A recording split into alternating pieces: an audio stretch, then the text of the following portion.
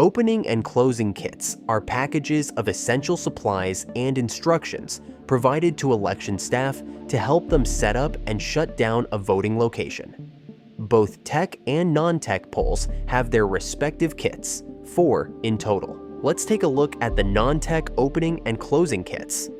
For non-tech polls, you will receive an opening and closing kit for non-tech, which are identified with white text on a black circular label titled Opening/Non-Tech and Closing/Non-Tech.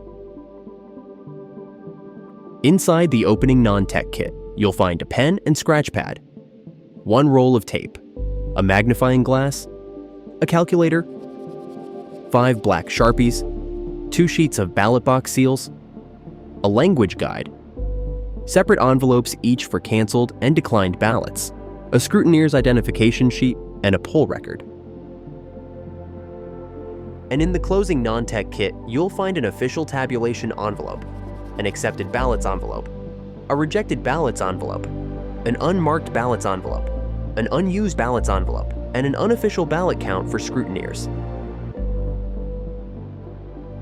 If any items are missing, please contact ROSN for support.